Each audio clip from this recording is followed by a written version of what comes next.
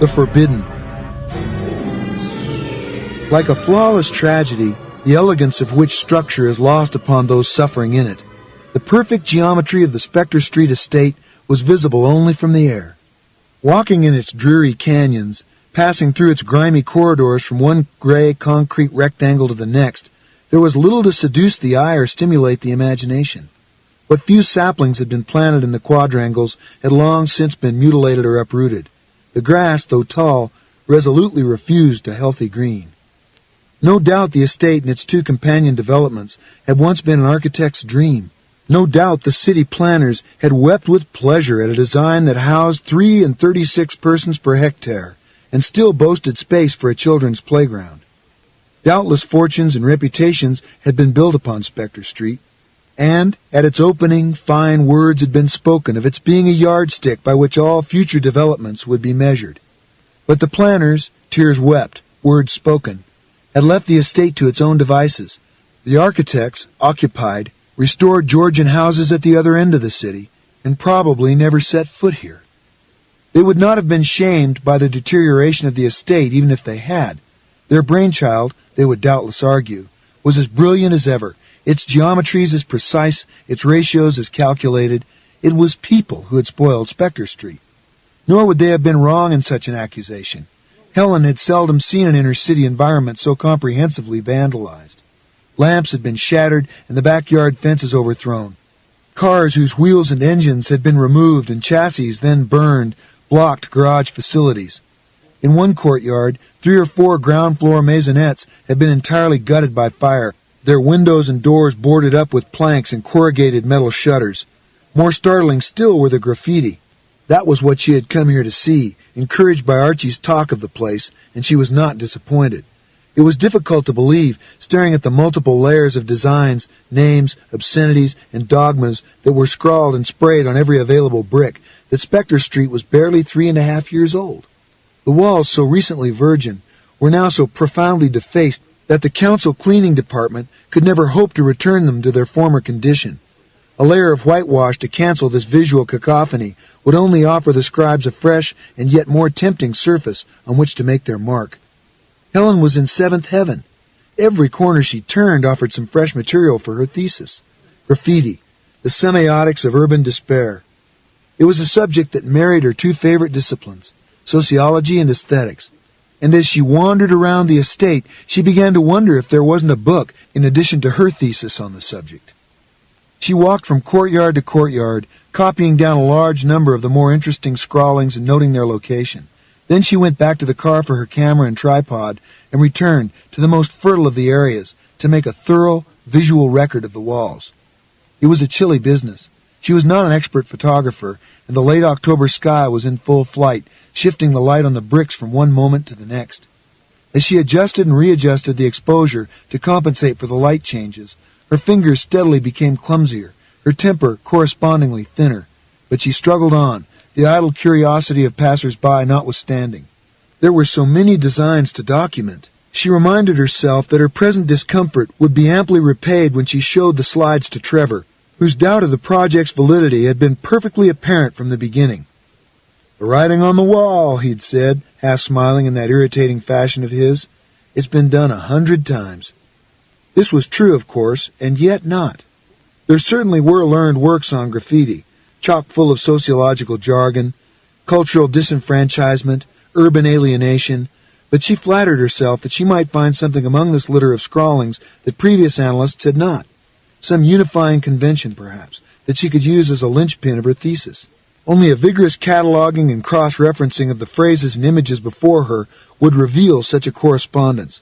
Hence, the importance of this photographic study.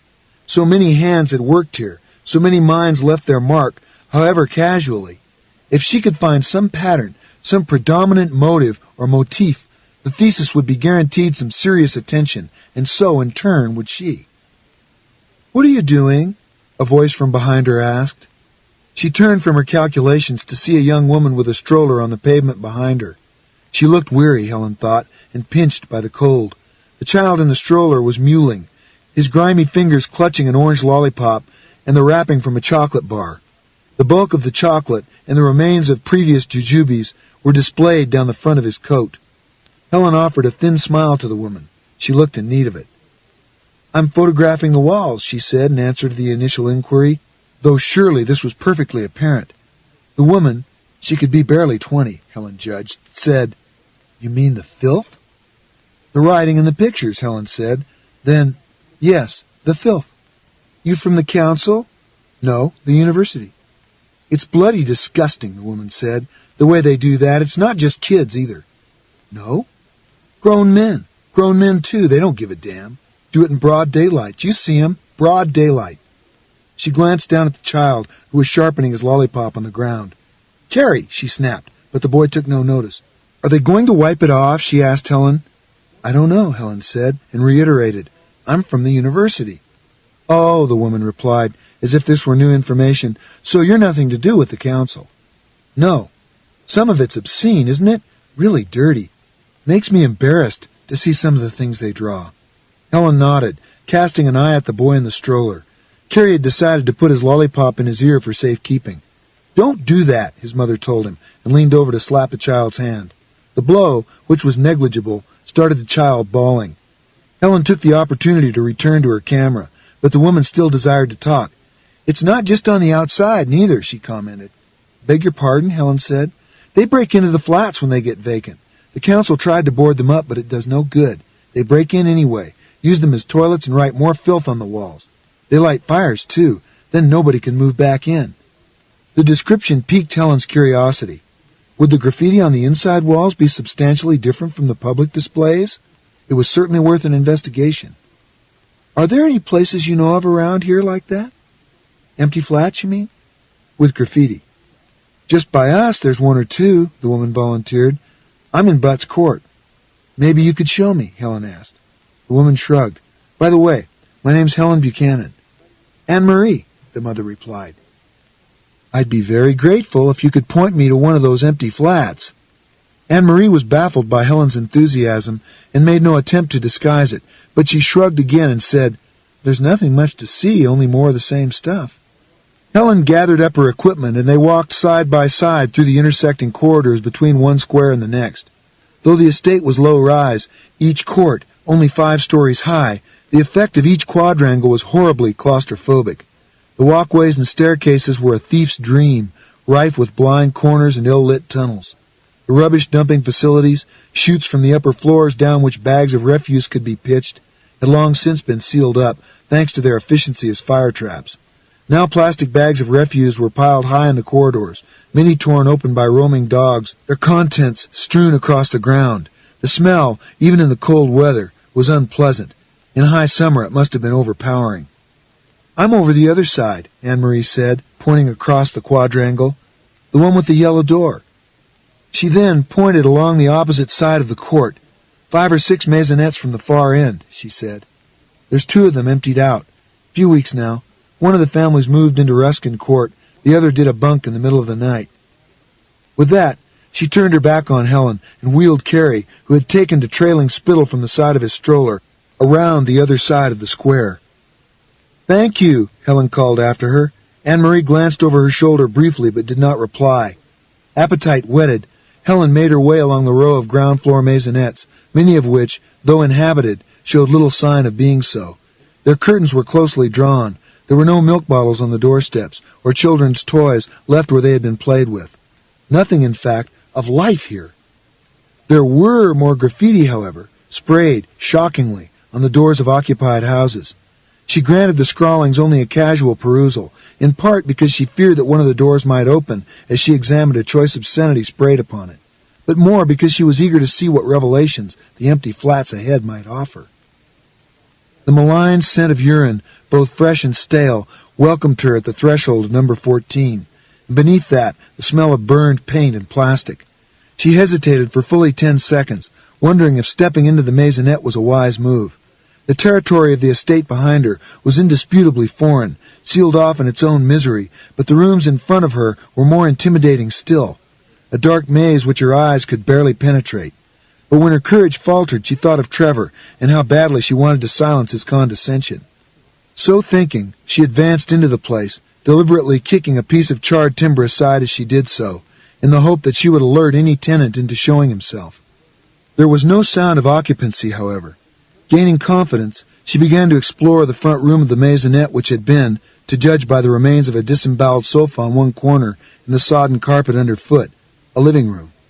The pale green walls were, as Anne-Marie had promised, extensively defaced, both by minor scribblers content to work in pen or even more crudely in soft charcoal, and by those with aspirations to public works who had sprayed the walls in half a dozen colors. Some of the comments were of interest, though many she had already seen on the walls outside. Familiar names and couplings repeated themselves. Though she had never set eyes on these individuals, she knew how badly Fabian J., A.O.K., wanted to deflower Michelle, and that Michelle, in her turn, had the hots for somebody called Mr. Sheen. Here, as elsewhere, a man called White Rat boasted of his endowment, and the return of the Syllabub brothers was promised in red paint. One or two of the pictures accompanying, or at least adjacent to, these phrases were of particular interest. An almost emblematic simplicity informed them. Beside the word Christos was a stick man with his hair radiating from his head like spines, and other heads impaled on each spine. Close by was an image of intercourse so brutally reduced that at first Helen took it to illustrate a knife plunging into a sightless eye. But fascinating as the images were, the room was too gloomy for her film, and she had neglected to bring a flash. If she wanted a reliable record of these discoveries, she would have to come again, and for now be content with a simple exploration of the premises. The maisonette wasn't that large, but the windows had been boarded up throughout, and as she moved farther from the door, the dubious light petered out altogether. The smell of urine, which had been strong at the door, intensified too, until by the time she reached the back of the living room and stepped along a short corridor into another room beyond, it was as cloying as incense. This room, being farthest from the front door, was also the darkest, and she had to wait a few moments in the cluttered gloom to allow her eyes to become useful. This, she guessed, had been the bedroom. What little furniture the residents had left behind them had been smashed to smithereens. Only the mattress had been left relatively untouched, dumped in the corner of the room among a wretched litter of blankets, newspapers, and pieces of crockery. Outside, the sun found its way between the clouds, and 2 or 3 shafts of sunlight slipped between the boards nailed across the bedroom window and pierced the room like annunciations, scoring the opposite wall with bright lines. Here, the graffitists had been busy once more, the usual clamor of love letters and threats. She scanned the wall quickly, and as she did so, her eye was led by the beams of light across the room to the wall that contained the door she had stepped through. Here the artists had also been at work, but had produced an image the like of which she had not seen anywhere else. Using the door, which was centrally placed in the wall like a mouth, the artists had sprayed a single, vast head onto the stripped plaster. The painting was more adroit than most she had seen, rife with detail that lent the image an unsettling veracity. The cheekbones jutting through skin the color of buttermilk, the teeth sharpened to irregular points, all converging on the door. The sitter's eyes were, owing to the room's low ceiling, set mere inches above the upper lip, but this physical adjustment only lent force to the image, giving the impression that he had thrown his head back. Knotted strands of hair snaked from his scalp across the ceiling. Was it a portrait? There was something naggingly specific in the details of the brows and the lines around the wide mouth, in the careful picturing of those vicious teeth. A nightmare, certainly. A facsimile, perhaps, of something from a heroin fugue. Whatever its origins, it was potent. Even the illusion of Dora's mouth worked. The short passageway between living room and bedroom offered a passable throat, with a tattered lamp in lieu of tonsils. Beyond the gullet, the day burned white in the nightmare's belly. The whole effect brought to mind a ghost train painting. The same heroic deformity, the same unashamed intention to scare, and it worked. She stood in the bedroom almost stupefied by the picture, its red-rimmed eyes fixing her mercilessly. Tomorrow, she determined, she would come here again, this time with high-speed film and a flash to illuminate the masterwork. As she prepared to leave, the sun went in, and the bands of light faded. She glanced over her shoulder at the boarded windows, and saw for the first time that one 4-word slogan had been sprayed on the wall beneath them. "Sweets to the sweet," it read. She was familiar with the quote, but not with its source. Was it a profession of love? If so, It was an odd location for such an avowal. Despite the mattress in the corner and the relative privacy of this room, she could not imagine the intended reader of such words ever stepping in here to receive her bouquet. No adolescent lovers, however heated, would lie down here to play at mothers and fathers, not under the gaze of terror on the wall. She crossed to examine the writing. The paint looked to be the same shade of pink as had been used to color the gums of the screaming man. Perhaps the same hand. Behind her, a noise. She turned so quickly she almost tripped over the blanket-strewn mattress. Who? At the other end of the gullet, in the living room, was a scab-kneed boy of 6 or 7. He stared at Helen, eyes glittering in the half-light, as if waiting for a cue. "Yes," she said. "Anne-Marie says, do you want a cup of tea?" he declared without pause or intonation. Her conversation with the woman seemed hours past. She was grateful for the invitation, however. The damp in the maisonette had chilled her. "Yes," she said to the boy. "Yes, please." The child didn't move, but simply stared at her. "Are you going to lead the way?" she asked him. "If you want," he replied, unable to raise a trace of enthusiasm. "I'd like that." "You taking photographs?" he asked. Yes, I am, but not in here." "Why not?" "It's too dark," she told him. "Don't it work in the dark?" he wanted to know. "No." The boy nodded at this, as if the information somehow fitted well into his scheme of things, and about turned without another word, clearly expecting Helen to follow.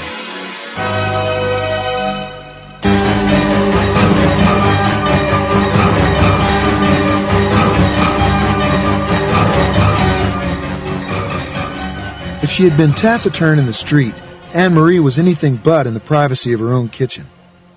Gone was the guarded curiosity, to be replaced by a stream of lively chatter and a constant scurrying between half a dozen minor domestic tasks, like a juggler keeping several plates spinning simultaneously. Helen watched this balancing act with some admiration. Her own domestic skills were negligible. At last, the meandering conversation turned back to the subject that had brought Helen here. "Them photographs," Anne-Marie said. "Why'd you want to take them?" "I'm writing about graffiti. Photos will illustrate my thesis." "It's not very pretty." "No, you're right, it isn't, but I find it interesting." Anne-Marie shook her head. "I hate the whole estate," she said. "It's not safe here. People getting robbed on their own doorsteps, kids setting fire to the rubbish day in, day out. Last summer we had the fire brigade here 2-3 times a day till they sealed them chutes off. Now people just dump the bags in the passageways, and that attracts rats." "You live here alone?" "Yes," she said, "since Davy walked out." "That your husband?" "He was Carrie's father, but we weren't ever married. We lived together 2 years, you know. We had some good times. Then he just upped and went off one day when I was at my mom's with Carrie." She peered into her teacup. "I'm better off without him," she said. "But you get scared sometimes." "Want some more tea?" "I don't think I've got time." "Just a cup," Anne-Marie said, already up and unplugging the electric kettle to take it to the sink for a refill. As she was about to turn on the tap, she saw something on the draining board and drove her thumb down, grinding it out. "Got you, you bugger," she said, and turned to Helen. "We got these bloody ants." "Ants?" "Whole estate's infected. From Egypt they are. Barrow ants they're called. Little brown sods. They breed in the central heating ducts, you see. That way they get into all the flats. Place is plagued with them." This unlikely exoticism, ants from Egypt, struck Helen as comical, but she said nothing. Anne-Marie was staring out of the kitchen window and into the backyard. "You should tell them," she said, though Helen wasn't certain whom she was being instructed to tell. "Tell them that ordinary people can't even walk the streets any longer." And side 3. Please fast forward and turn the cassette over. "Is it really so bad?" Helen said, frankly tiring of this catalog of misfortunes. Anne-Marie turned from the sink and looked at her hard. "We've had murders here," she said. "Really?" "We had one in the summer. An old man he was from Ruskin. That's just next door. I didn't know him, but he was a friend of the sister of the woman next door. I forget his name." "And he was murdered?" "Cut to ribbons in his own front room. They didn't find him for almost a week." "What about his neighbors? Didn't they notice the absence?" Anne-Marie shrugged, as if the most important piece of information, the murder in the man's isolation, had been divulged, and any further inquiries into the problem were irrelevant. But Helen pressed the point. "Seems strange to me," she said. Anne-Marie plugged in the filled kettle. "Well, it happened," she replied, unmoved. "I'm not saying it didn't. His eyes had been taken out," she said, before Helen could voice any further doubts. Helen winced. "No," she said under her breath. "That's truth," Anne-Marie said. "And that wasn't all that'd been done to him." She paused for effect, then went on. "You wonder what kind of person's capable of doing things like that, don't you? You wonder." Helen nodded. She was thinking precisely the same thing. Did they ever find the man responsible? Anne-Marie snorted her disparagement. "Police don't give a damn what happens here. They keep off the estate much as possible. When they do patrol, all they do is pick up kids for getting drunk and that. They're afraid, you see. That's why they keep clear." "Of this killer?" "Maybe," Anne-Marie replied. Then, "He had a hook." "A hook?" "The man what done it, he had a hook like Jack the Ripper did." Helen was no expert on murder, but she felt certain that the Ripper hadn't boasted a hook. It seemed churlish to question the truth of Anne-Marie's story, however, though she silently wondered how much of this, the eyes taken out, the body rotting in the flat, the hook, was elaboration. The most scrupulous of reporters was surely tempted to embellish a story once in a while. Anne-Marie had poured herself another cup of tea and was about to do the same for her guest. "No, thank you," Helen said. "I really should go." "You married?" Anne-Marie asked, out of the blue. "Yes, to a lecturer from the university." "What's his name?" "Trevor." Anne-Marie put 2 heaped spoonfuls of sugar into her cup of tea. "Will you be coming back?" she asked. "Yes, I hope to, later in the week. I want to take some photographs of the pictures in the maisonette across the court." "Well, call in." "I shall, and thank you for your help." "It's all right," Anne-Marie replied. "You got to tell somebody, haven't you?"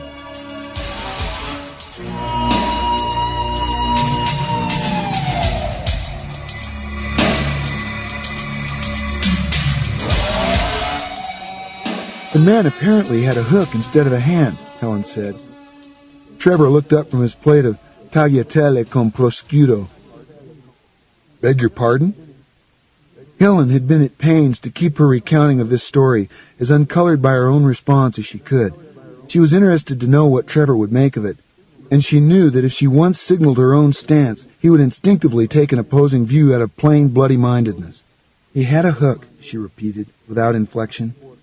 Trevor put down his fork and plucked at his nose, sniffing. "I didn't read anything about this," he said.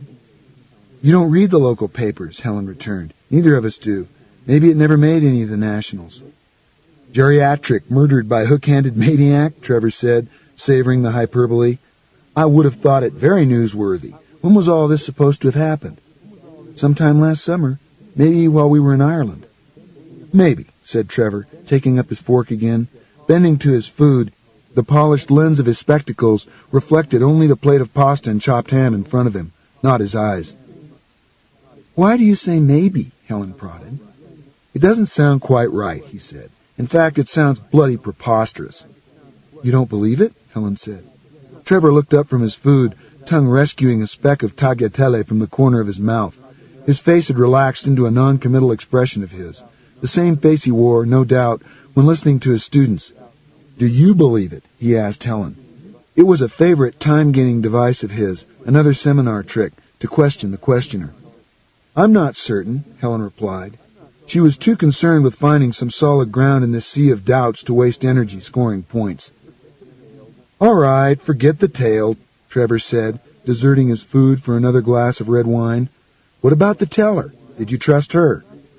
Helen pictured Anne-Marie's earnest expression as she told the story of the old man's murder. "Yes," she said. "Yes, I think I would have known if she was lying to me." "So, why is it so important anyhow? I mean, whether she's lying or not, what the fuck does it matter?" It was a reasonable question if irritatingly put. Why did it matter? Was it that she wanted to have her worst feelings about Spectre Street proved false? That such an estate be filthy, be hopeless, be a dump where the undesirable and the disadvantaged were tucked out of public view? All that was a liberal commonplace, and she accepted it as an unpalatable social reality. But the story of the old man's murder and mutilation was something other, an image of violent death that once with her refused to part from her company. She realized, to her chagrin, that this confusion was plain on her face, and that Trevor, watching her across the table, was not a little entertained by it. "If it bothers you so much," he said, "why don't you go back there and ask around instead of playing Believe It or Not over dinner?" She couldn't help but rise to his remark. "I thought you liked guessing games," she said. He threw her a sullen look. "Wrong again," he said.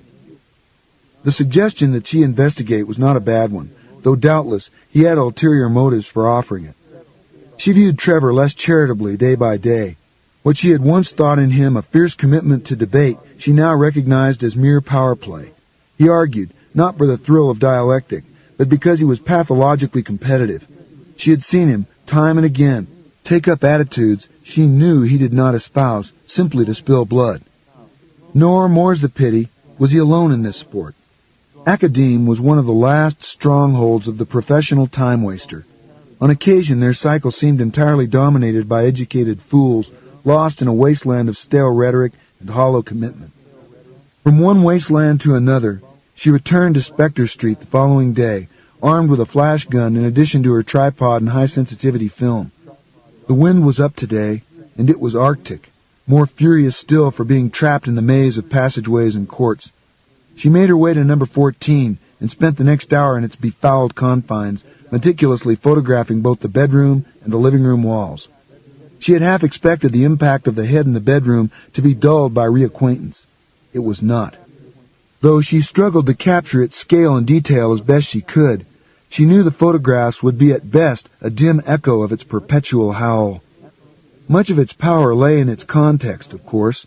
That such an image might be stumbled upon in surroundings so drab, so conspicuously lacking in mystery, was akin to finding an icon on a rubbish heap, a gleaming symbol of transcendence from a world of toil and decay into some darker but more tremendous realm. She was painfully aware that the intensity of her response probably defied her articulation.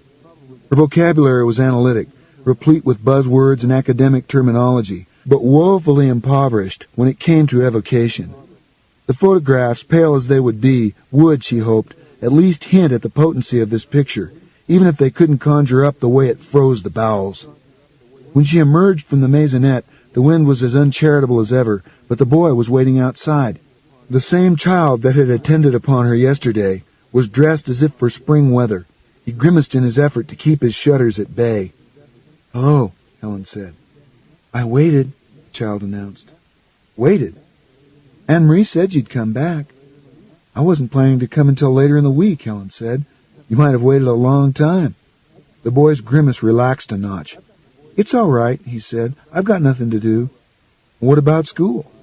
"Don't like it," the boy replied, as if not obliged to be educated if it wasn't to his taste.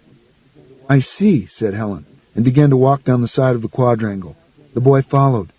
On the patch of grass at the center of the quadrangle, several chairs and 2 or 3 dead saplings had been piled. "What's this?" she said half to herself. "Bonfire night," the boy informed her. "Next week." "Oh, of course." "You going to see Anne-Marie?" he asked. "Yes." "She's not in." "Oh, are you sure?" "Yeah." "Well, perhaps you can help me." She stopped and turned to face the child. Smooth sacks of fatigue hung beneath his eyes. "I heard about the old man who was murdered here," she told him. "In the summer. Do you know anything about that?" "No." "Nothing at all? You don't remember anybody getting killed?" "No," the boy said, again, with impressive finality. "I don't remember." "Well, thank you anyway." This time, when she retraced her steps back to the car, the boy didn't follow. But as she turned the corner out of the quadrangle, she glanced back to see him standing on the spot where she'd left him, staring after her as if she were a madwoman. By the time she had reached the car and packed the photographic equipment into the trunk, there were specks of rain in the wind, and she was sorely tempted to forget she'd ever heard Anne-Marie's story and make her way home, where the coffee would be warm even if the welcome wasn't. But she needed an answer to the question Trevor had put to her the previous night. "Do you believe it?" he'd asked when she'd told him the story. She hadn't known how to answer then, and she still didn't. Perhaps, why did she sense this? The terminology of verifiable truth was redundant here. Perhaps the final answer to his question was not an answer at all, only another question. If so, she had to find out. Ruskin Court was as forlorn as its fellows, if not more so. It didn't even boast a bonfire. On the third-floor balcony, a woman was taking washing in before the rain broke. On the grass in the center of the quadrangle, 2 dogs were absent-mindedly rutting, the fuckee staring up at the blank sky. As she walked along the empty pavement, she set her face determinedly. A purposeful look, Bernadette had once told her, deterred attack. When she caught sight of 2 women talking at the far end of the court, she crossed over to them hurriedly, grateful for their presence. "Excuse me?" The women, both middle-aged, ceased their animated exchange and looked her over. "I wonder if you can help me." She could feel their appraisal and their distrust. They were undisguised. One of the pair, her face florid, said plainly, "What do you want?" Helen suddenly felt bereft of the least power to charm. What was she to say to these 2 that wouldn't make her motives appear ghoulish? "I was told," she began, and then stumbled, aware that she would get no assistance from either woman. "I was told there'd been a murder near here. Is that right?" The florid woman raised her eyebrows so plucked they were barely visible. "Murder?" she said. "Are you from the press?" the other woman inquired. The years had soured her features beyond sweetening. Her small mouth was deeply lined. Her hair, which had been dyed brunette, showed a half-inch of gray at the roots. "No, I'm not from the press," Helen said. "I'm a friend of Anne-Marie's in Butt's Court." This claim of friend stretched the truth, but it seemed to mellow the women somewhat. "Visitin', are you?" the florid woman asked. "In a manner of speaking. You missed the warm spell." "Well, Anne-Marie was telling me about somebody who'd been murdered here during the summer," Helen said. "I was curious about it." "Is that right? Do you know anything about it?" "Lots of things go on round here," said the second woman. "You don't know the half of it." "So it's true," Helen said. "They had to close the toilets," the first woman put in. "That's right, they did," the other said. "The toilets?" Helen said. "What did this have to do with the old man's death?" "It was terrible," the first one said. "Was it your Frank, Josie, who told you about it?" "No, not Frank," Josie replied. "Frank was still at sea. It was Mrs. Tizak." The witness established, Josie relinquished the story to her companion and turned her gaze back upon Helen. The suspicion had not yet died from her eyes. "This is the only month before last," Josie said. "Just about the end of August. It was August, wasn't it?" She looked to the other woman for verification. "You got the head for dates, Maureen." Maureen looked uncomfortable. "I forget," she said, clearly unwilling to offer her testimony. "I'd like to know," Helen said. Josie, despite her companion's reluctance, was eager to oblige. "There's some lavatories," she said, "outside the shops, you know, public lavatories. I'm not sure how it all happened exactly, but there used to be a boy. Well, he wasn't a boy, really. I mean, he was a man, 20 or more, but he was," she fished for the words, "mentally subnormal, I suppose you'd say. His mother used to have to take him round like he was a 4-year-old. Anyhow, she let him go into the lavatories while she went to that little supermarket. What's it called?" She turned to Maureen for prompting, but the other woman just looked back, her disapproval plain. Josie was ungovernable, however. "Broad daylight this was," she said to Helen. "Middle of the day. Anyhow, the boy went to the toilet, and the mother was in the shop, and after a while, you know how you do, she's busy shopping, and she forgets about him, and then she thinks, he's been gone a long time." At this juncture, Maureen couldn't prevent herself from butting in. The accuracy of the story apparently took precedent over her wariness. "She got into an argument," she corrected Josie, "with the manager, about some bad bacon she'd had from it. That was why she was such a time." "I see," said Helen. "Anyway," said Josie, picking up the tale, "she finished her shopping, and when she came out, he still wasn't there." "So she asked someone from the supermarket," Maureen began, but Josie wasn't about to have her narrative snatched away at this vital juncture. "She asked one of the men from the supermarket," she repeated over Maureen's interjection, "to go down into the lavatory and find him." "It was terrible," said Maureen, clearly picturing the atrocity in her mind's eye. "He was lying on the floor in a pool of blood." "Murdered?" Josie shook her head. "He'd have been better off dead. He'd been attacked with a razor." She let this piece of information sink in before delivering the coup de grace. "And they'd cut off his private parts. Just cut him off and flushed him down a toilet. No reason on earth to do it." "Oh, my God." "Better off dead," Josie repeated. "I mean, they can't mend something like that, can they?" The appalling tale was rendered worse still by the sang-froid of the teller and by the casual repetition of "better off dead." "The boy," Helen said, "was he able to describe his attackers?" "No," said Josie. "He's practically an imbecile. He can't string more than 2 words together." And nobody saw anybody going to the lavatory or leaving it? People come and go all the time, Maureen said. This, though it sounded like an adequate explanation, had not been Helen's experience. There was not a great bustle in the quadrangle and passageways. Far from it. Perhaps the shopping mall was busier, she reasoned, and might offer adequate cover for such a crime. So they haven't found the culprit, she said. No, Josie replied, her eyes losing their fervor. The crime and its immediate consequences were the nub of this story. She had little or no interest in either the culprit or his capture. We're not safe in our own bed, Maureen observed. You ask anyone. Anne-Marie said the same, Helen replied. That's how she came to tell me about the old man. Said he was murdered during the summer here in Ruskin Court. I do remember something, Josie said. There was some talk I heard. An old man and his dog. He was battered to death, and the dog ended up... I don't know. It certainly wasn't here, but it must have been one of the other estates. Are you sure? The woman looked offended by this slur on her memory. Oh, yes, she said. I mean, if it had been here, we'd have known the story, wouldn't we? Helen thanked the pair for their help and decided to take a stroll around the quadrangle anyway, just to see how many more maisonettes were unoccupied. As in Butt's Court, many of the curtains were drawn and all the doors locked. But then if Spectre Street was under siege from a maniac capable of the murder and mutilation such as she'd heard described, she was not surprised that the residents took to their homes and stayed there. There was nothing much to see around the court. All the unoccupied maisonettes and flats had been recently sealed, to judge by a litter of nails left on a doorstep by the council workmen. One sight did catch her attention, however. Scrawled on the paving stones she was walking over, and all but erased by rain and the passage of feet, the same phrase she'd seen in the bedroom of number 14. Sweets to the sweet. The words were so benign. Why did she seem to sense menace in them? Was it in their excess, perhaps, in the sheer overabundance of sugar upon sugar, honey upon honey? She walked on, though the rain persisted, away from the quadrangles and into a concrete no-man's land through which she had not previously passed. This was, or had been, the site of the estate's amenities.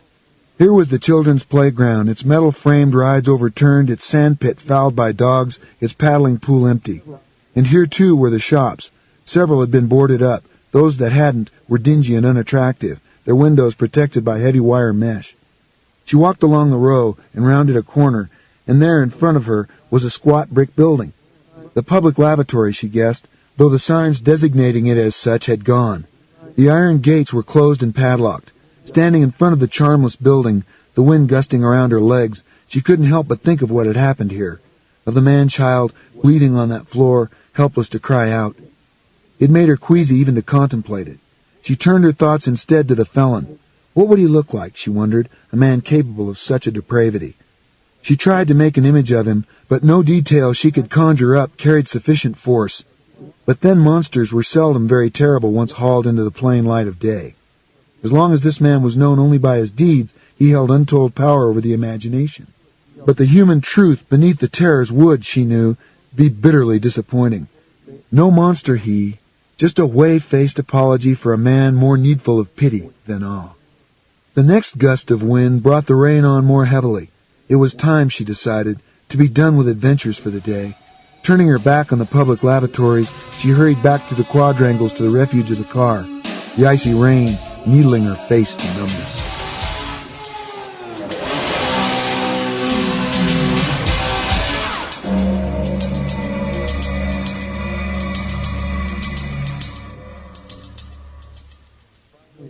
The dinner guests looked gratifyingly appalled at the story, and Trevor, to judge by the expression on his face, was furious. It was done now, however. There was no taking it back. Nor could she deny the satisfaction she took in having silenced the interdepartmental babble about the table. It was Bernadette, Trevor's assistant in the history department, who broke the agonizing hush. When was this? During the summer, Helen told her. I don't recall reading about it, said Archie, much the better for 2 hours of drinking. It mellowed a tongue that was otherwise fulsome in its self-coruscation. Perhaps the police are suppressing it, Daniel commented. Conspiracy? Said Trevor, plainly cynical. It's happening all the time, Daniel shot back. Why should they suppress something like this, Helen said. It doesn't make sense.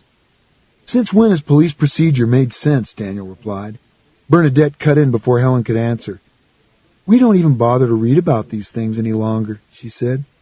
Speak for yourself, somebody piped up, but she ignored them and went on. We're punch-drunk with violence. We don't see it any longer when it's right in front of our noses. On the screen every night, Archie put in. Death and disaster in full color. There's nothing very modern about that, Trevor said, and Elizabethan would have seen death all the time. Public executions were a very popular form of entertainment. The table broke up into a cacophony of opinions. After 2 hours of polite gossip, the dinner party had suddenly caught fire. Listening to the debate rage, Helen was sorry she hadn't had time to have the photographs processed and printed. The graffiti would have added further fuel to this exhilarating row. It was Purcell, as usual, who was the last to weigh in with his point of view, and again, as usual, it was devastating. Of course, Helen, my sweet, he began, that affected weariness in his voice edged with the anticipation of controversy. Your witnesses could all be lying, couldn't they?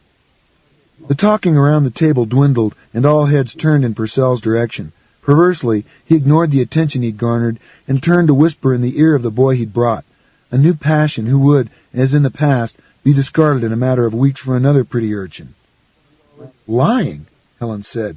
She could already feel herself bristling at the observation, and Purcell had spoken only a dozen words. Why not? The other replied, lifting his glass of wine to his lips. Perhaps they're all weaving some elaborate fiction or other. The story of the spastic's mutilation in the public toilet, the murder of the old man, even that hook, all quite familiar elements. You must be aware that there's something traditional about these atrocity stories. One used to exchange them all the time. There was a certain frisson in them. Something competitive, maybe, in attempting to find a new detail to add to the collective fiction. A fresh twist that would render the tale that little bit more appalling when you passed it on. It may be familiar to you, Helen said defensively. Purcell was always so poised, it irritated her. Even if there were validity in his argument, which she doubted, she was damned if she'd concede it. I've never heard this kind of story before. Haven't you? Said Purcell, as though she were admitting to illiteracy. What about the lovers and the escaped lunatic? Have you heard that one? I've heard that, Daniel said. The lover is disemboweled, usually by a hook-handed man, and the body left on top of the car while the fiancé cowers inside. It's a cautionary tale, warning of the evils of rampant heterosexuality. The joke won a round of laughter from everyone but Helen. These stories are very common. So you're saying that they're telling me lies? She protested. Not lies, exactly. You said lies. I was being provocative, Purcell returned, his placatory tone more enraging than ever. I don't mean to imply there's any serious mischief in it, but you must concede that so far you haven't met a single witness. All these events have happened at some unspecified date to some unspecified person. They are reported at several removes. They occurred at best to the brothers of friends of distant relations. Please consider the possibility that perhaps these events do not exist in the real world at all, but are merely titillation for bored housewives. Helen didn't make an argument in return, for the simple reason that she lacked one. Purcell's point about the conspicuous absence of witnesses was perfectly sound. She herself had wondered about it. It was strange, too, the way the women in Ruskin Court had speedily consigned the old man's murder to another estate, as though these atrocities always occurred just out of sight, around the next corner, down the next passageway, but never here. So why? Said Bernadette. Why what? Archie puzzled. The stories. Why tell these horrible stories if they're not true? Yes, said Helen, throwing the controversy back into Purcell's ample lap. Why?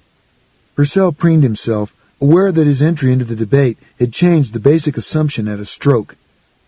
I don't know, he said, happy to be done with the game now that he'd shown his arm. You mustn't really take me too seriously, Helen. I try not to. The boy at Purcell's side tittered. Maybe it's simply taboo material, Archie said. Suppressed, Daniel prompted. Not the way you mean it, Archie retorted. The whole world isn't politics, Daniel. Such naivete. What's so taboo about death? Trevor said. Bernadette already pointed out. It's in front of us all the time. Television, newspapers. Maybe that's not close enough, Bernadette suggested. Does anyone mind if I smoke? Purcell broke in. Dessert seems to have been indefinitely postponed. Helen ignored the remark and asked Bernadette what she meant by not close enough. Bernadette shrugged. I don't know precisely, she confessed. Maybe just that death has to be near. We have to know it's just around the corner. The television's not intimate enough. Helen frowned. The observation made some sense to her, but in the clutter of the moment, she couldn't root out its significance. Do you think they're stories, too? She asked. Andrew has a point, Bernadette replied. Most kind, said Purcell. Has somebody got a match? Ah, the boys pawned my lighter. About the absence of witnesses, Bernadette continued. All that proves is I haven't met anybody who's actually seen anything, Helen encountered. Not that witnesses don't exist. All right, said Purcell. Find me one. If you can prove to me that your atrocity monger actually lives and breathes, I'll stand everyone dinner at Apollinaire's. How's that? Am I generous to a fault, or do I just know when I can't lose? He laughed, knocking on the table with his knuckles by way of applause. Sounds good to me, said Trevor. What do you say, Helen?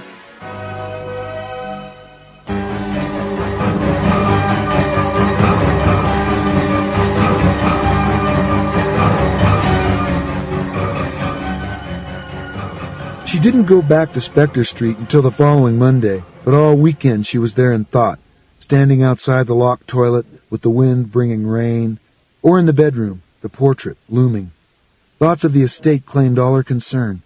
When late on Saturday afternoon, Trevor found some petty reason for an argument, she let the insults pass, watching him perform the familiar ritual of self-martyrdom without being touched by it in the least. Her indifference only enraged him further. He stormed out in high dudgeon to visit whichever of his women was in favor this month.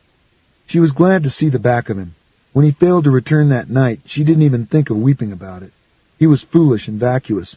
She despaired of ever seeing a haunted look in his dull eyes. And what worth was a man who could not be haunted? He did not return Sunday night either, and it crossed her mind the following morning, as she parked the car in the heart of the estate, that nobody even knew she had come, and that she might lose herself for days here, and nobody would be any the wiser.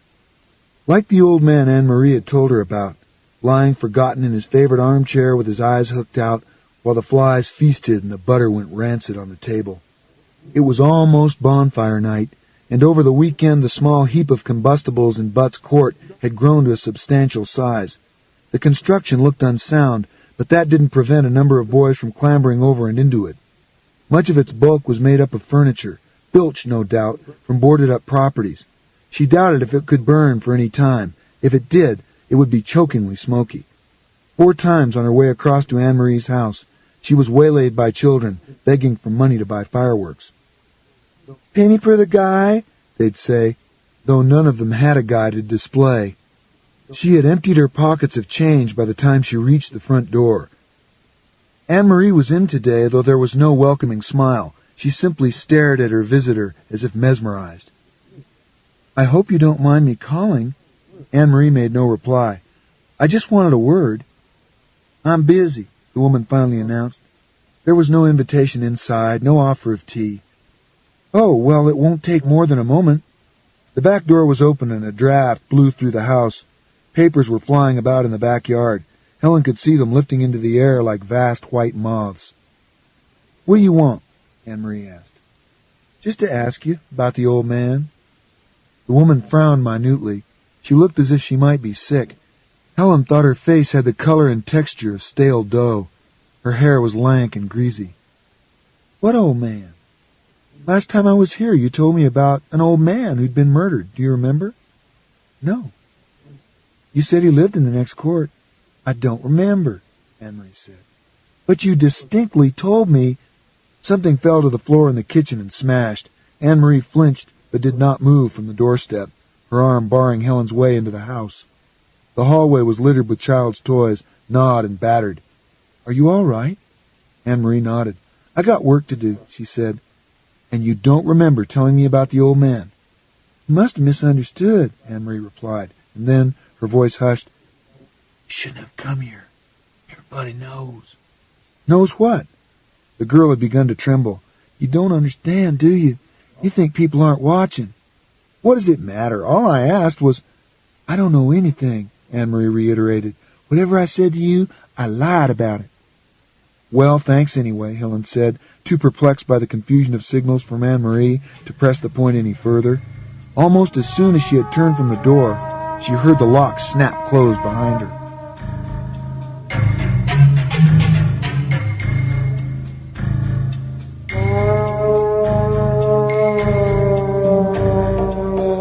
That conversation was only one of several disappointments the morning brought. Helen went back to the row of shops and visited the supermarket that Josie had spoken of. There she inquired about the lavatories and their recent history. The supermarket had changed hands only in the last month, and the new owner, a taciturn Pakistani, insisted that he knew nothing of when or why the lavatories had been closed. She was aware, as she made her inquiries, of being scrutinized by the other customers in the store. She felt like a pariah. That feeling deepened when, after leaving the supermarket, she saw Josie emerging from the laundrette and called after her, only to have the woman pick up her pace and duck away into the maze of corridors. Helen followed but rapidly lost both her quarry and her way. Frustrated to the verge of tears, she stood among the overturned rubbish bags and felt a surge of contempt for her foolishness. She didn't belong here, did she?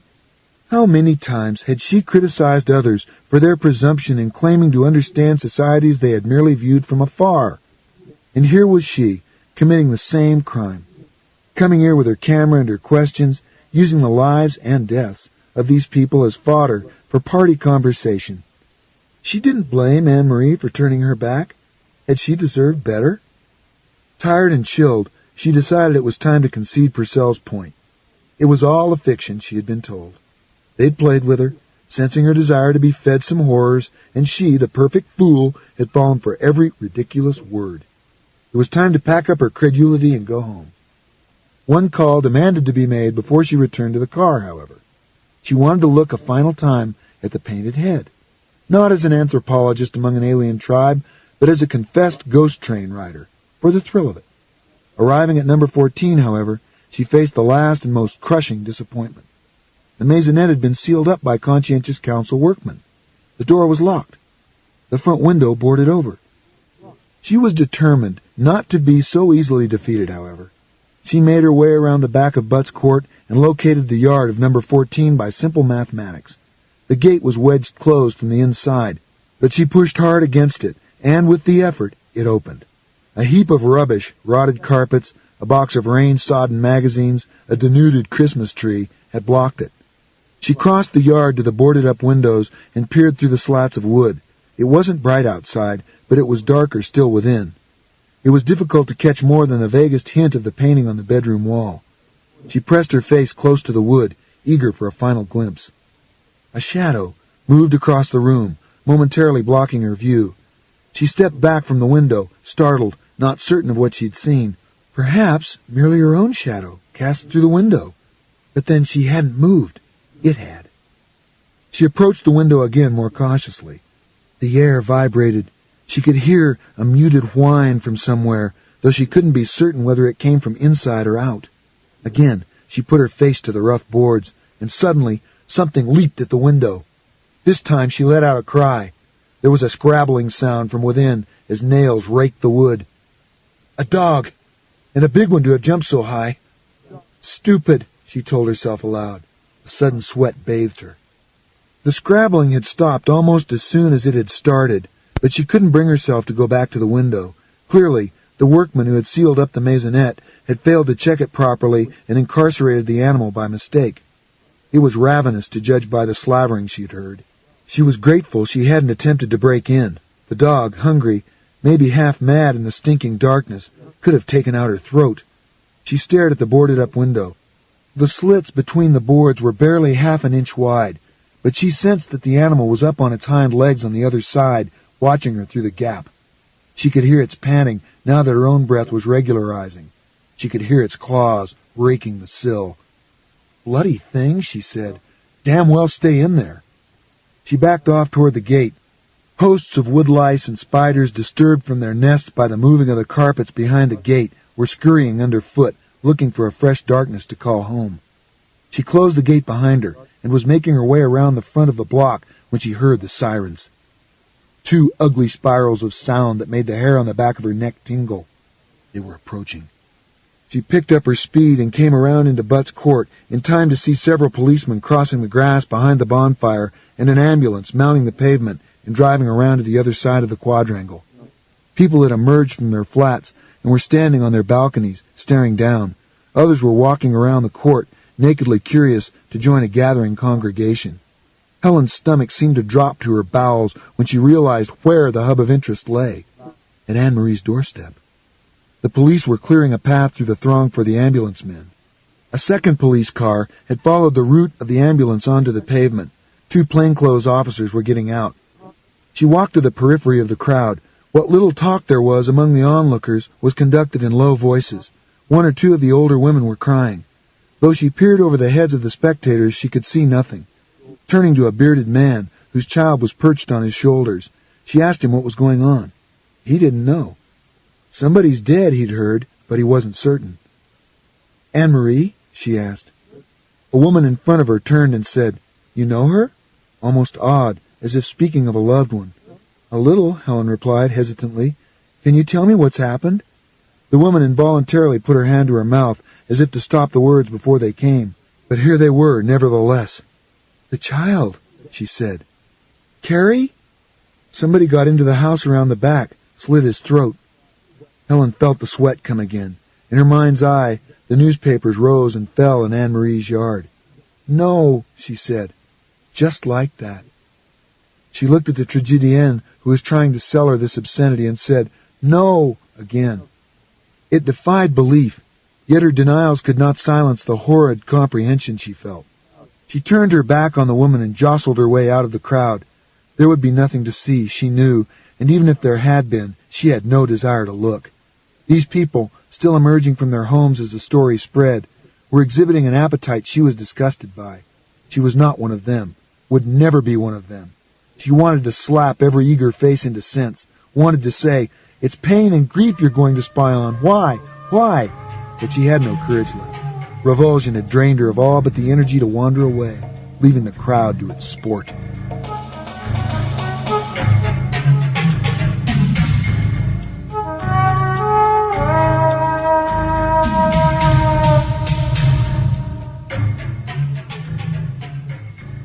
Trevor had come home. He did not attempt an explanation of his absence, but waited for her to cross-question him. When she failed to do so, he sank into an easy bonhomie that was worse than his expectant silence. She was dimly aware that her lack of interest was probably more unsettling for him than the histrionics he had been anticipating. She couldn't have cared less. She turned on the radio to the local station and listened for news. It came, surely enough, confirming what the woman in the crowd had told her. Carrie Latimer was dead. Person or persons unknown had gained access to the house via the backyard and murdered the child while he played on the kitchen floor.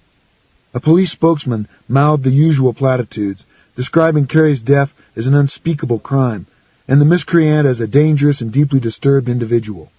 For once the rhetoric seemed justified, and the man's voice shook discernibly when he spoke of the scene that had confronted the officers in the kitchen of Anne-Marie's house. "Why the radio?" Trevor casually inquired when Helen had listened for news through 3 consecutive bulletins. She saw no point in withholding her experience at Spectre Street from him. He would find out sooner or later. Coolly, she gave him a bald outline of what had happened at Butt's court.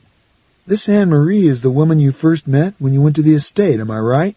She nodded, hoping he would ask her too many questions. Tears were close, and she had no intention of breaking down in front of him. "So you were right?" he said. "Right? About the place having a maniac?" "No," she said, "no. But the kid—" She got up and stood at the window, looking down 2 stories into the darkened street below. Why did she feel the need to reject the conspiracy theory so urgently? Why was she now praying that Purcell had been right, and that all she'd been told had been lies?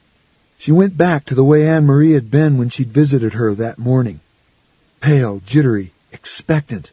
She had been like a woman anticipating some arrival, hadn't she? Eager to shoo unwanted visitors away so that she could turn back to the business of waiting. But waiting for what? Or whom? Was it possible that Anne-Marie actually knew the murderer? Had perhaps invited him into the house? "I hope they find the bastard," she said, still watching the street. "They will," Trevor replied. "A baby murderer, for Christ's sake. They'll make it high priority." A man appeared at the corner of the street, turned and whistled. A large Alsatian came to heel, and the two set off down toward the cathedral. "The dog," Helen murmured. What? She had forgotten the dog and all that had followed. Now the shock she'd felt as it leaped from the window took her again. "What dog?" Trevor pressed her. "I went back to the flat today, where I took the pictures of the graffiti. There was a dog in there, locked in." "So? It'll starve. Nobody knows it's there." "How do you know it wasn't locked in to kennel it?" "It wasn't making such a noise," she said. "Dogs bark," Trevor replied. "That's all they're good for." "No," she said very quietly, remembering the noises through the boarded window. "It didn't bark." "Forget the dog," Trevor said, "and the child. There's nothing you can do about it. You were just passing through." His words only echoed her own thoughts of earlier in the day, but somehow, for reasons that she could find no words to convey, that conviction had decayed in the last hours. She was not just passing through. Nobody ever just passed through. Experience always left its mark. Sometimes it merely scratched. On occasion, it took off limbs.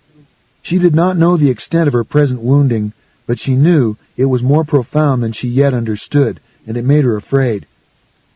"We're out of booze," she said, emptying the last dribble of whiskey into her tumbler. Trevor seemed pleased to have a reason to be accommodating. "I'll go out, shall I?" he said. "Get a bottle or two." "Sure," she replied, "if you like." He was gone only half an hour. She would have liked him to be longer. She didn't want to talk, only to sit and think through the unease in her belly. Though Trevor had dismissed her concern for the dog, and perhaps justifiably so, she couldn't help but go back to the locked maisonette in her mind's eye, to picture again the raging face on the bedroom wall, and hear the animal's muffled growl as it pawed the boards over the window. Whatever Trevor had said, she didn't believe the place was being used as a makeshift kennel. No, the dog was imprisoned in there, no doubt of it, running round and round, driven in its desperation to eat its own feces, growing more insane with every hour that passed.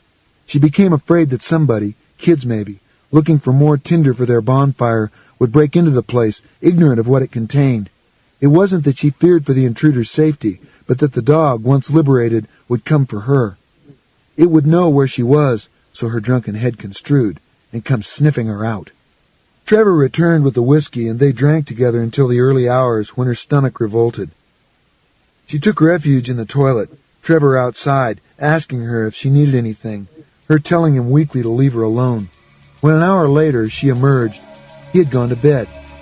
She did not join him, but lay down on the sofa and dozed through until dawn.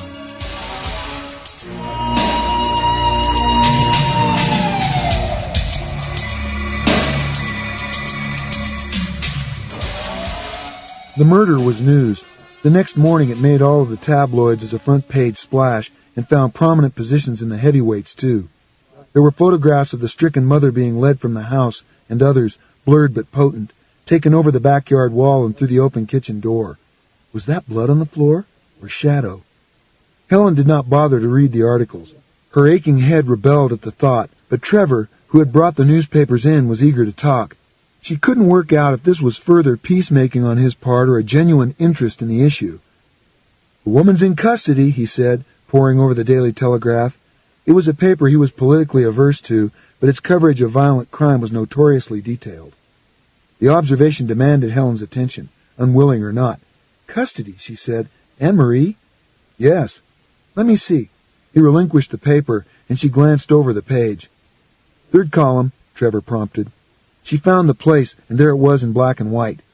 Anne-Marie had been taken into custody for questioning to justify the time lapse between the estimated hour of the child's death and the time that it had been reported. Helen read the relevant sentences over again to be certain that she'd understood properly. Yes, she had. The police pathologist estimated Carrie to have died between 6 and 6:30 that morning. The murder had not been reported until 12.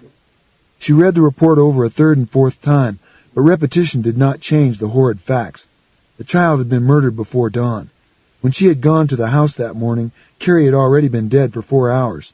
The body had been in the kitchen, a few yards down the hallway from where she had stood, and Anne-Marie had said nothing. That air of expectancy she had had about her, what had it signified? That she awaited some cue to lift the receiver and call the police? "My Christ," Helen said, and let the paper drop. "What?" "I have to go to the police." Why? To tell them I went to the house, she replied. Trevor looked mystified. The baby was dead, Trevor. When I saw Anne-Marie yesterday morning, Carrie was already dead. She rang the number given in the paper for any persons offering information, and half an hour later a police car came to pick her up. There was much that startled her in the 2 hours of interrogation that followed, not least the fact that nobody had reported her presence on the estate to the police, though she had surely been noticed. They don't want to know, the detective told her. You'd think a place like that would be swarming with witnesses. If it is, they're not coming forward, crime like this. Is it the first? She said. He looked at her across a chaotic desk. First? I was told some stories about the estate, murders this summer. The detective shook his head. Not to my knowledge. There's been a spate of muggings. One woman was put in the hospital for a week or so, but no murders. She liked the detective. His eyes flattered her with their lingering, and his face with its frankness. Past caring whether she sounded foolish or not, she said, Why do they tell me lies like that, about people having their eyes cut out? Terrible things. The detective scratched his long nose. We get it, too, he said. People come in here, they confess to all kinds of crap. Talk all night, some of them, about things they've done or think they've done. Give you all the minutest detail, and when you make a few calls, it's all invented. Out of their damn minds. Maybe if they didn't tell you the stories, they'd actually go out and do it.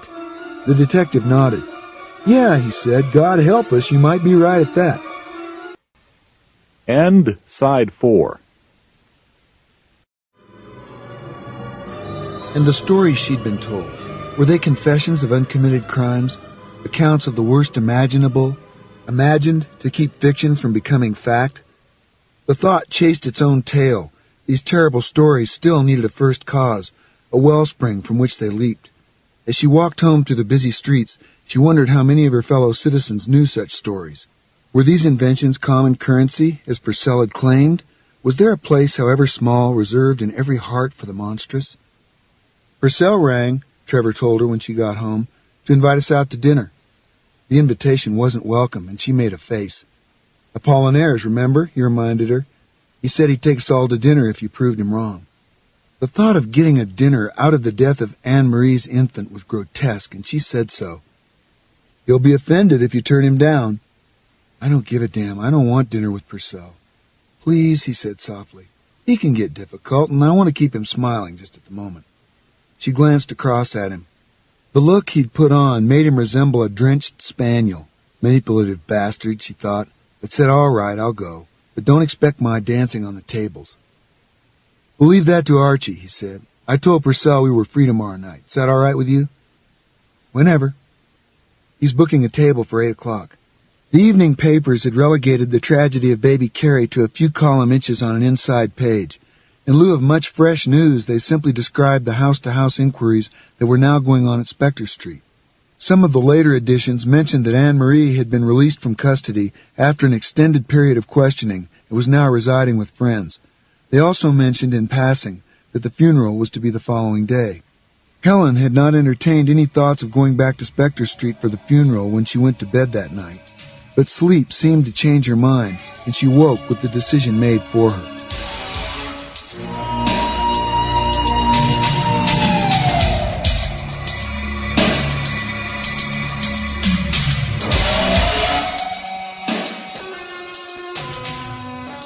Death had brought the estate to life. Walking through to Ruskin Court from the street, she had never seen such numbers out and about.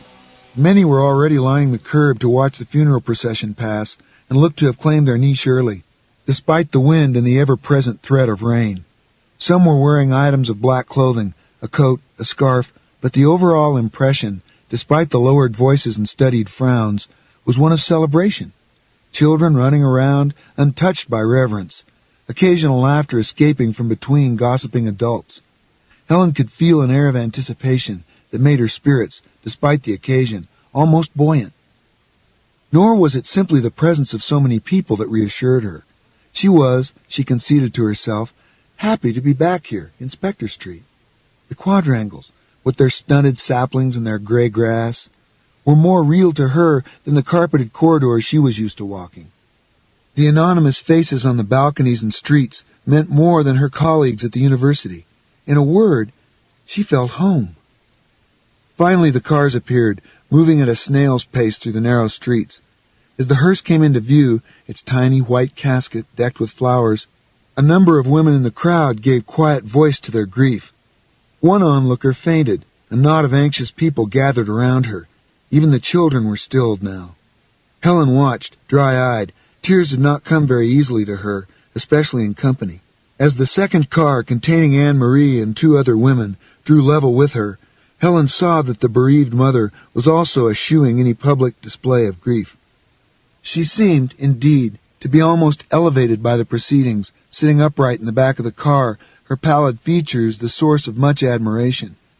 It was a sour thought, but Helen felt as though she was seeing Anne-Marie's finest hour, the one day in an otherwise anonymous life in which she was the center of attention. Slowly, the procession passed by and disappeared from view. The crowd around Helen was already dispersing. She detached herself from the few mourners who still lingered at the curb and wandered through from the street into Butt's court. It was her intention to go back to the locked maisonette to see if the dog was still there. If it was, she would put her mind to rest by finding one of the estate caretakers and informing him of the fact. The quadrangle was, unlike the other courts, practically empty. Perhaps the residents, being neighbors of Anne-Marie's, had gone on to the crematorium for the service. Whatever the reason, the place was eerily deserted. Only children remained, playing around the pyramid bonfire, their voices echoing across the empty expanse of the square. She reached the maisonette and was surprised to find the door open again, as it had been the first time she'd come here. The sight of the interior made her light-headed. How often in the past several days had she imagined standing here, gazing into that darkness? There was no sound from inside. The dog had surely run off, either that or died. There could be no harm, could there, in stepping into the place one final time, just to look at the face on the wall and its attendant slogan? Sweets to the sweet. She had never looked up the origins of that phrase. No matter, she thought. Whatever it had stood for once, it was transformed here, as everything was, herself included. She stood in the front room for a few moments to allow herself time to savor the confrontation ahead. Far away behind her, the children were screeching like mad birds.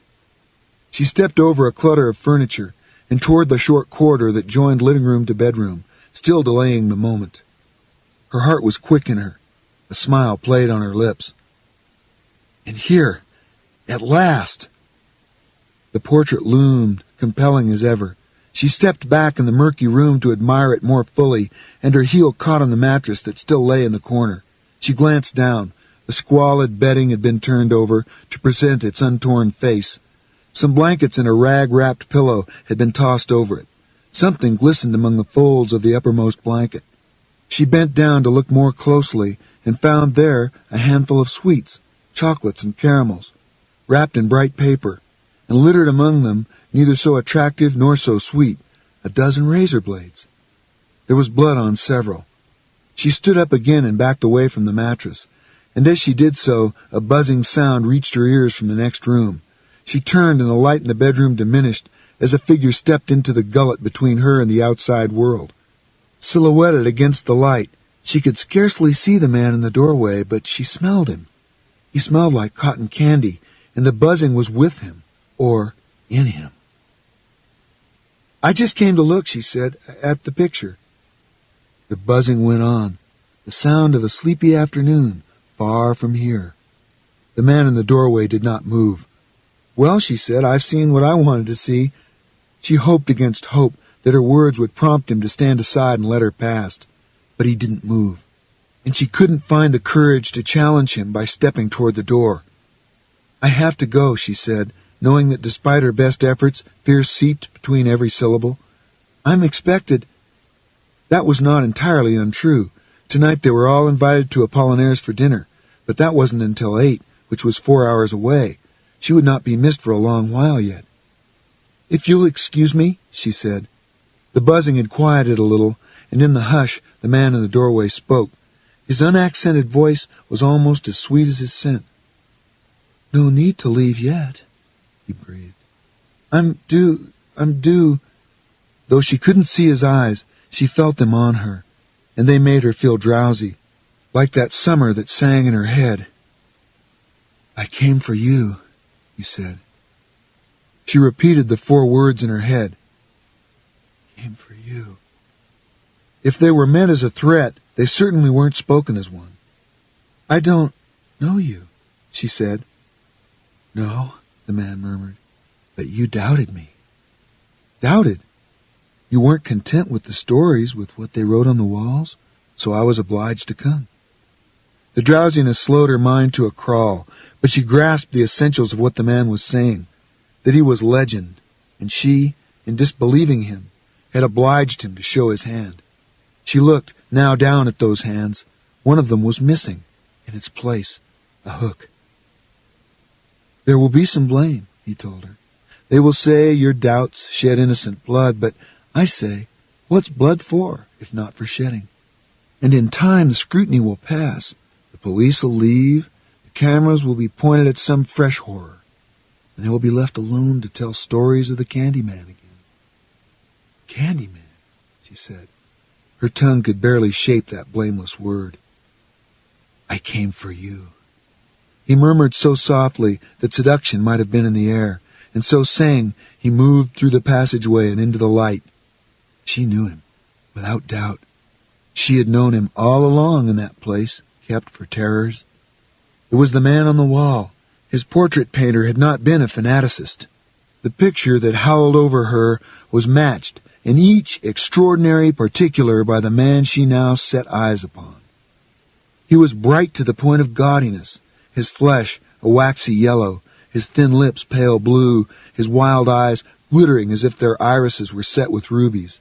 His jacket was a patchwork, his trousers the same. He looked, she thought, almost ridiculous, with his blood-stained motley and the hint of rouge on his jaundiced cheeks. But people were facile. They needed these shows and shams to keep their interest. Miracles, murders, demons driven out and stones rolled from tombs. The cheap glamour did not taint the sense beneath.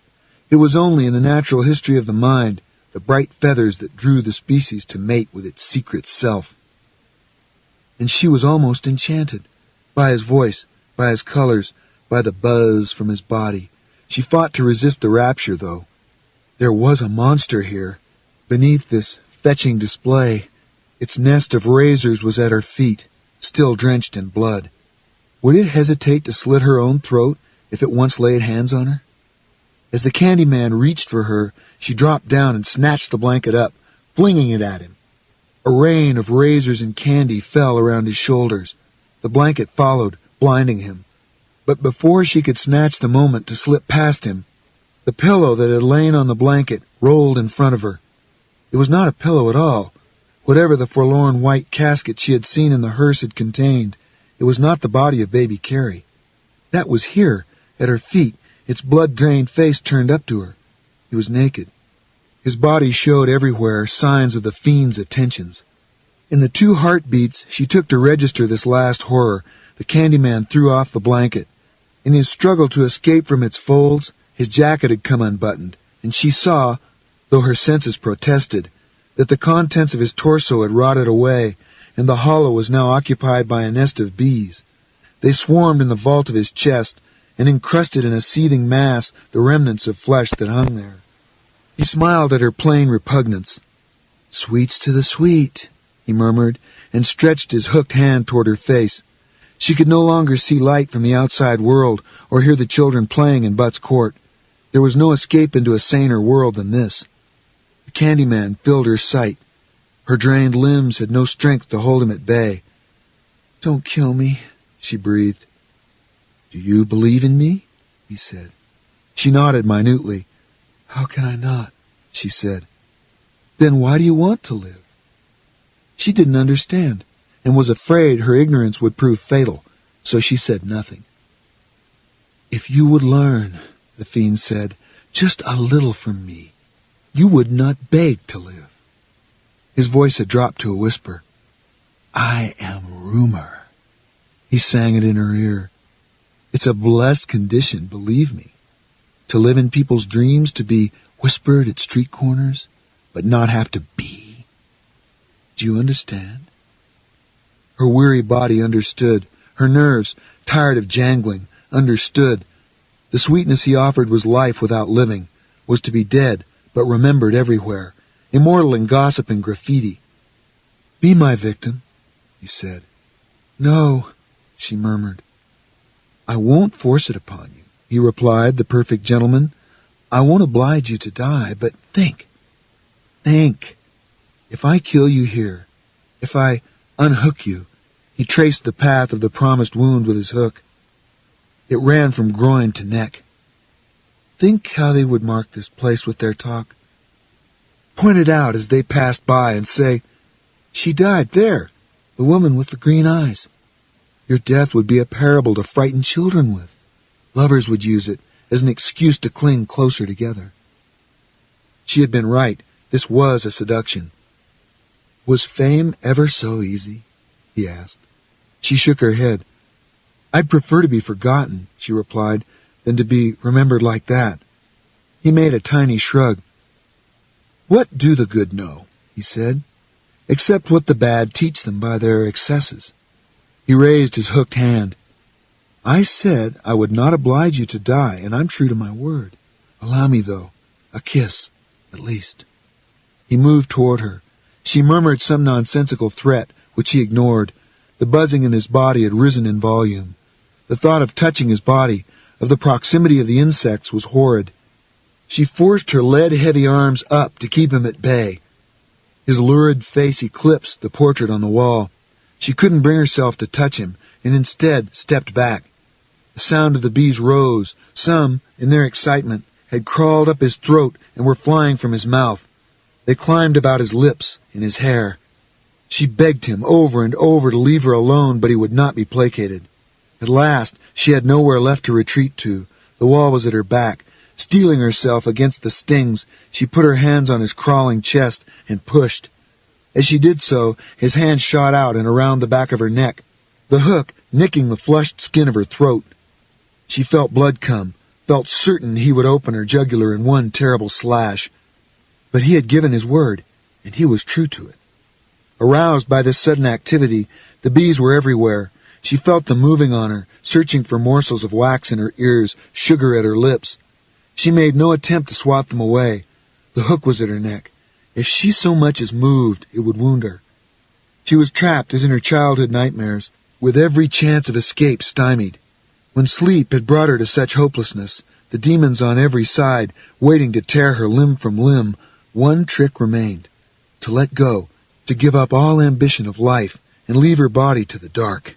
Now, as the Candyman's face pressed to hers, and the sound of bees blotted out even her own breath, she played that hidden hand. And as surely as in dreams, the room and the fiend were painted out and gone.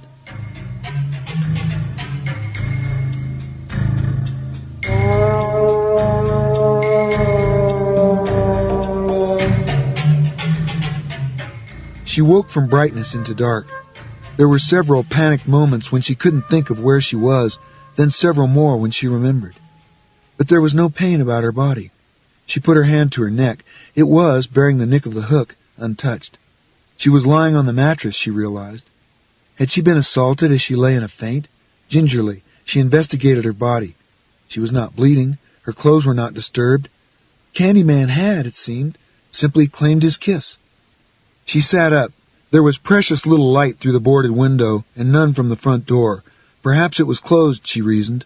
But no, even now she heard somebody whispering on the threshold. A woman's voice. She didn't move. They were crazy, these people. They had known all along what her presence in Bud's court had summoned, and they had protected him. This honeyed psychopath, given him a bed and an offering of bonbons, hidden him away from prying eyes, and kept their silence when he brought blood to their doorsteps. Even Anne-Marie, dry-eyed in the hallway of her house, knowing that her child was dead a few yards away. The child, that was the evidence she needed. Somehow they had conspired to get the body from the casket. What had they substituted? A dead dog? And brought it here to the Candyman's tabernacle as a toy or a lover. She would take baby Carrie with her to the police and tell the whole story, whatever they believed of it, and that would probably be very little. The fact of the child's body was incontestable. That way, at least, some of the crazies would suffer for their conspiracy, suffer for her suffering. The whispering at the door had stopped. Now somebody was moving toward the bedroom. Whoever it was hadn't brought a light. Helen made herself small, hoping she might escape detection. A figure appeared in the doorway. The gloom was too impenetrable for her to make out more than a slim figure who bent down and picked up a bundle on the floor. A fall of blonde hair identified the newcomer as Anne-Marie.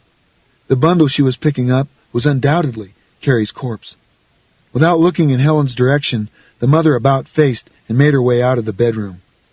Helen listened as the footsteps receded across the living room. Swiftly, she got to her feet and crossed to the passageway. From there, she could vaguely see Anne-Marie's outline on the doorway of the maisonette. No lights burned in the quadrangle beyond. The woman disappeared, and Helen followed as speedily as she could, eyes fixed on the door ahead. She stumbled once, and once again, but reached the door in time to see Anne-Marie's vague form in the night ahead. She stepped out of the maisonette and into the open air. It was chilly. There were no stars. All the lights on the balconies and corridors were out, nor did any burn in the flats, not even the glow of a television. Butt's Court was deserted. She hesitated before going in pursuit of the girl. Why didn't she slip away now, cowardice coaxed her, and find her way back to the car? But if she did that, the conspirators would have time to conceal the child's body. When she got back there with the police, there would be sealed lips and shrugs, and she would be told she had imagined the corpse and the Candyman. All the terrors she had tasted would recede into rumor again, into words on a wall, and every day she lived from now on, she would loathe herself for not going in pursuit of sanity. She followed. Anne-Marie was not making her way around the quadrangle, but moving toward the center of the lawn in the middle of the court. To the bonfire, yes, to the bonfire. It loomed in front of Helen now, blacker than the night sky. She could just make out Anne-Marie's figure, moving to the edge of the piled timbers and furniture, and ducking to climb into its heart. This was how they'd planned to remove the evidence. To bury the child was not certain enough, but to cremate it and pulverize the bones, who would ever know? She stood a dozen yards from the pyramid and watched as Anne-Marie climbed out again and moved away, folding her figure into the darkness. Quickly, Helen moved through the long grass and located the narrow space in among the piled timbers into which Anne-Marie had put the body. She thought she could see the pale form. It had been laid in a hollow. She couldn't reach it, however. Thanking God that she was as slim as the mother, she squeezed through the narrow aperture. Her dress snagged on a nail as she did so. She turned round to disengage it, fingers trembling. When she turned back, she had lost sight of the corpse. She fumbled blindly ahead of her, her hands finding wood and rags in what felt like the back of an old armchair, but not the cold skin of the child. She had hardened herself against contact with the body. She had endured worse in the last 2 hours than picking up a dead baby. Determined not to be defeated, she advanced a little farther. Her shins scraped and her fingers spiked with splinters. Flashes of light were appearing at the corners of her aching eyes. Her blood whined in her ears. But there, the body was no more than 1.5 yards ahead of her. She ducked down to reach beneath a beam of wood, but her fingers missed the forlorn bundle by inches. She stretched farther, the whine in her head increasing, but still she could not reach the child. All she could do was bend double and squeeze into the hidey hole the children had left in the center of the bonfire. It was difficult to get through. The space was so small she could barely crawl on hands and knees, but she made it. The child lay face down. She fought back the remnants of squeamishness and went to pick it up. As she did so, something landed on her arm. The shock startled her. She almost cried out, but swallowed the urge and brushed the irritation away. It buzzed as it rose from her skin. The whine she had heard in her ears was not her blood, but the hive. "I knew you'd come," the voice behind her said, and a wide hand covered her face. She fell backward, and the Candyman embraced her. "We have to go," he said in her ear, as flickering light spilled between the stacked timbers. "Be on our way, you and I." She fought to be free of him, to cry out for them not to light the bonfire, but he held her lovingly close. The light grew, warmth came with it, and through the kindling and the first flames she could see figures approaching the pyre out of the darkness of Butt's Court. They had been there all along, waiting, the lights turned out in their homes and broken all along the corridors, their final conspiracy. The bonfire caught with a will, but by some trick of its construction, the flames did not invade her hiding place quickly, nor did the smoke creep through the furniture to choke her. She was able to watch how the children's faces gleamed, how the parents called them from going too close, and how they disobeyed, how the old women, their blood thin, warmed their hands and smiled into the flames. Presently, the roar and the crackle became deafening, and the candy man let her scream herself hoarse in the certain knowledge that nobody could hear her, and even if they had, would not have moved to claim her from the fire. The bees vacated the fiend's belly as the air became hotter, and mazed the air with their panicked flight. Some, attempting escape, caught fire and fell like tiny meteors to the ground. The body of baby Carrie, which lay close to the creeping flames, began to cook. Its downy hair smoked, its back blistered. Soon the heat crept down Helen's throat and scorched her pleas away. She sank back, exhausted, into the candy man's arms, resigned to his triumph. In moments they would be on their way, as he had promised, and there was no help for it. Perhaps they would remember her as he had said they might, binding her cracked skull in tomorrow's ashes. Perhaps she might become in time a story with which to frighten children. She had lied, saying she preferred death to such questionable fame. She did not. As to her seducer, he laughed as the conflagration sniffed them out. There was no permanence for him in this night's death. His deeds were on 100 walls and 10,000 lips, and should he be doubted again, his congregation could summon him with sweetness. He had reason to laugh. So, as the flames crept upon them, did she, as through the fire she caught sight of a familiar face moving between the onlookers. It was Trevor. He had forsaken his meal at Apollinaire's and come looking for her. She watched him, questioning this fire watcher and that, but they shook their heads, all the while staring at the pyre with smiles buried in their eyes. Poor dupe, she thought, following his antics. She willed him to look past the flames in the hope that he might see her burning. Not so that he could save her from death. She was long past hope of that, but because she pitied him in his bewilderment and wanted to give him, though he would not have thanked her for it, something to be haunted by. That and a story to tell.